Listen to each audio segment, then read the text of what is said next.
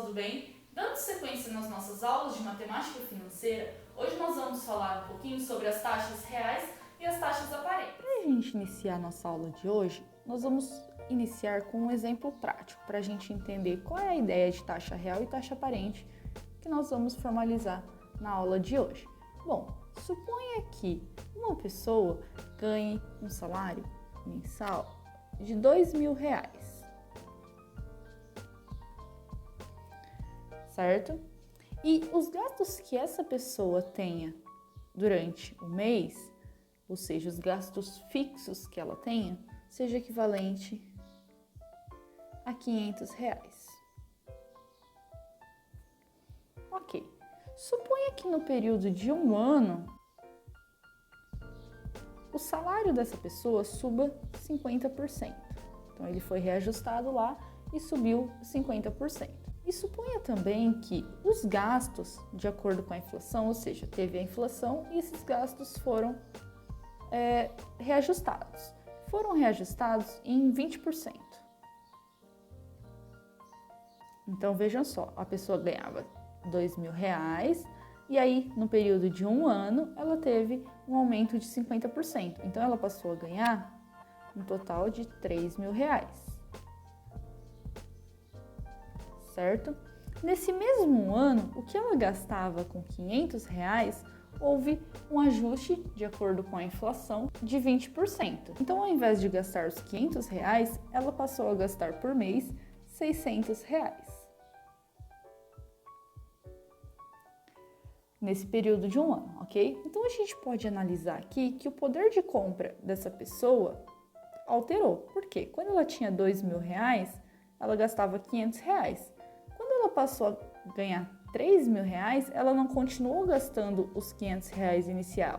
Como teve um ajuste da inflação, ela agora gasta R$600 por mês. Então, qual seria o poder de compra dessa pessoa analisando essa nova situação?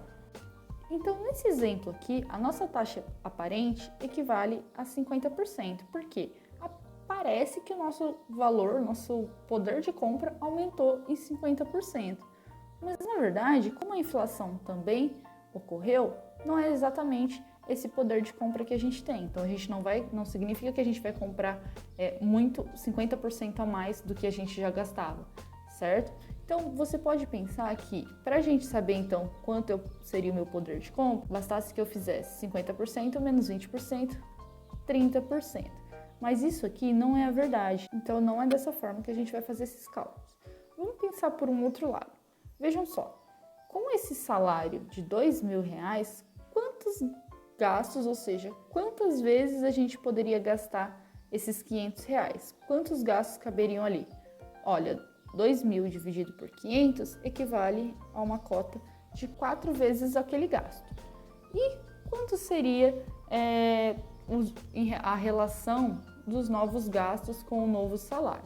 Bom, R$3.000 dividido por 600 equivale a 5, ou seja, aumentou de fato, teve um aumento no poder de compra, mas qual é o aumento real? Qual foi a taxa real desse aumento? Um dos métodos de fazer o cálculo da taxa real é justamente utilizar como base a ideia da taxa aparente e também da inflação. Vamos fazer um rascunho aqui, ó. Então, se eu pegar a taxa aparente e somar com 1, que é o fator de capitalização ali, então 1 mais 0,5, né, correspondente a 50%, e dividir por 1 mais a taxa inflacionária, que no caso seria 0,2, 20%, a gente vai ter 1,5 dividido por 1,2 e isso equivale a 1,25. Então, isso significa que o meu poder de compra aumentou em 25%. Seria a mesma coisa que subtrair 1 aqui, tá? E aí a gente teria 0,25 vezes 100, 25%. Então, no caso, o meu poder de compra aumentou, no caso, em 25%, ok? Vamos fazer a formalização desse conteúdo para vocês entenderem qual é a ideia de taxa real e taxa aparente. Bom, pessoal, então agora nós vamos formalizar a ideia que nós já vimos anteriormente. Bom, Para começar, a gente vai falar um pouquinho das taxas resultantes, que é um conteúdo que a gente já viu lá no início do nosso semestre. Então, na capitalização composta, se um determinado período tivermos K, desde que K pertence aos conjuntos de números reais, taxas distintas e sucessivas, então a taxa I no período total é dada por.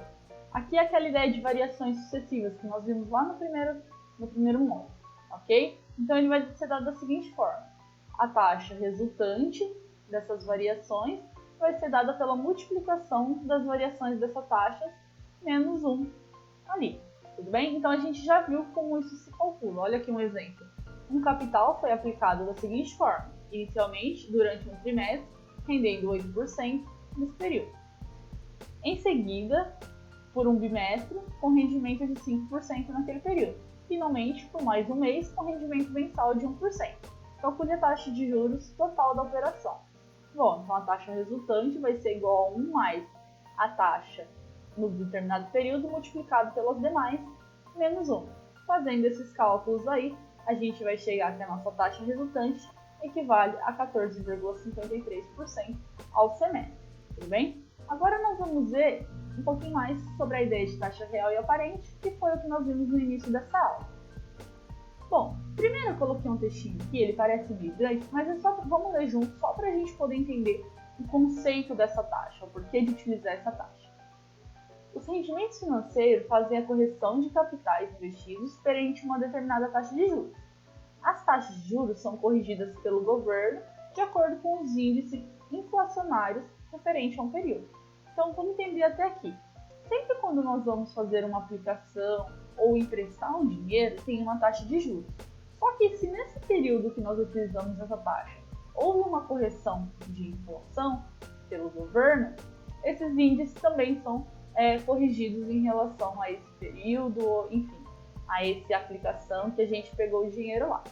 Então, o objetivo disso é corrigir a desvalorização dos capitais aplicados durante uma crescente alta da inflação. A taxa aparente é o retorno sobre o capital empregado em moeda corrente. A taxa real representa a remuneração do capital em unidades de poder aquisitivo. E, por sua vez, a taxa de inflação, ocorrida durante a operação financeira, é a diferença entre a taxa aparente e a taxa real. Tudo bem? Então, são esses três conceitos que a gente vai trabalhar aqui: a taxa de inflação, a taxa real e a taxa aparente. Então, vejam só. Se a gente tem um capital C, que é aplicado durante um certo prazo lá, a uma taxa I por período, o capital acumulado será M1 igual ao capital que multiplica 1 mais a taxa. Isso daqui seria o cálculo do juro composto. Isso nós já vimos. A taxa I é chamada de taxa de juros aparente, que é o índice responsável pelas operações correntes, ou seja, inicialmente é aquela taxa dada. Se no mesmo período a taxa de inflação, ou seja, desvalorização da moeda, for J, o capital corrigido pela inflação será o capital 2, montante 2, vai ser igual ao capital que multiplica 1 mais essa taxa J, porque ela foi corrigida pela inflação. Perceba que se a gente tiver M1 igual a M2, a taxa de juros I apenas recompôs o poder aquisitivo do capital, ou seja, não houve uma variação, não houve uma diferença entre as duas taxas ali, ou seja, nós tivemos uma estabilidade. Se nós tivermos que a taxa 1 for maior que a taxa 2, houve um ganho real. Por quê? Porque se a taxa diminuiu, o nosso lucro vai ser maior, a gente ganhou naquele sentido. Se o montante 1 for menor que o montante 2, então a gente teve uma perda real. Então, é chamado de valor real a diferença entre M1 menos M2, que poderá ser positiva se nós tivermos um ganho real, nula ou negativa, perda real. Tudo bem? Então, essa é a ideia, esse é o conceito que nós estamos trabalhando aqui, essa é a ideia formalizada. Então, vejam só. Então, chama-se de taxa real de juros, sendo indicada por R, a taxa real. Aquela que, aplicada ao montante 2, produzirá o montante 1. Ela reflete com maior precisão o ganho real de um investimento por considerar a perda com a desvalorização causada pela inflação do período. Podemos então escrever que o montante 1 deve ser igual ao montante 2, que multiplica 1 mais a taxa real. Bom, fazendo os cálculos aqui, na taxa real de juros, a gente consegue encontrar que a nossa taxa real de juros, tá? Ela vai ser dada pela taxa I, que é a taxa inicial, menos a taxa J, que seria a nossa taxa final, dividida por 1 mais a última taxa, mais J, ok? Se vocês aplicarem esse cálculo naquele exemplo inicial, vocês verão uma aplicação mais lógica disso, vai ficar mais claro. Por isso eu comecei com um exemplo para depois ir falar dessas definições. Olha aqui um outro exemplo que a gente pode trabalhar. Um indivíduo empresta R$100.000 a taxa de 50% ao ano, para receber o principal mais os juros ao final de um ano.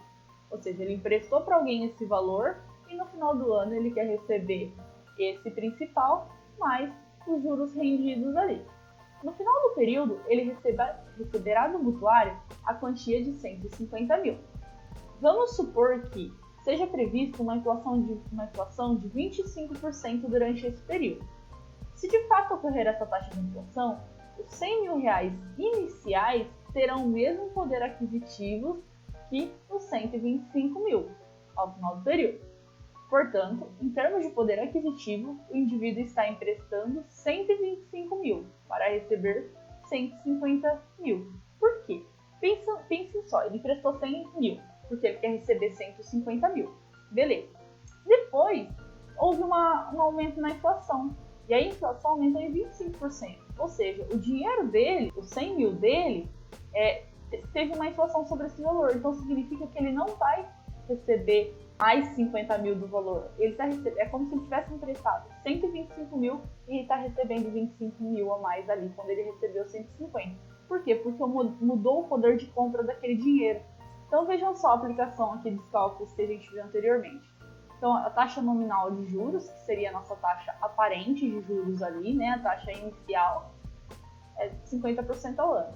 A taxa de inflação durante o período é de 25% ao ano. Então a taxa real ali seria I menos J dividido por 1 mais J.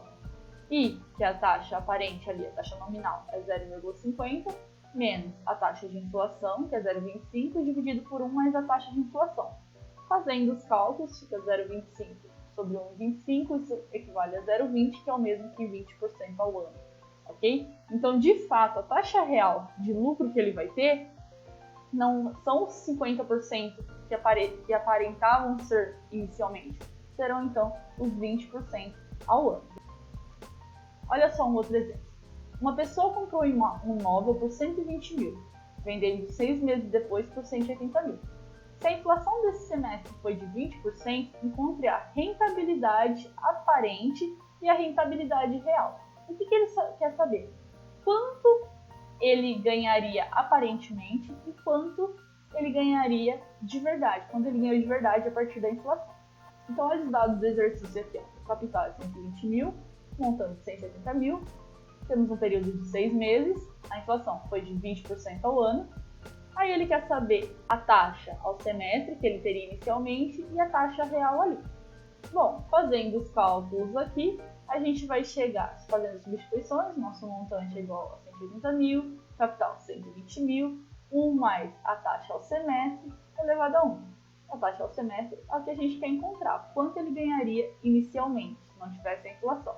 Ou seja, qual seria a taxa de juros se não houvesse a inflação. Então, se não houvesse a inflação, a taxa de juros aplicada ali seria de 50% ao semestre. Mas, como houve a inflação já foi dada no nosso enunciado, a gente tem que a taxa real, o que de fato foi aplicada ali, fazendo os cálculos aqui, fazendo as substituições, a gente tem que de fato foram 25% ao semestre e não 50% ao semestre. Então, ele imaginava que iria lucrar 50% naquele semestre, só que na verdade ele lucrou 25% por causa da inflação.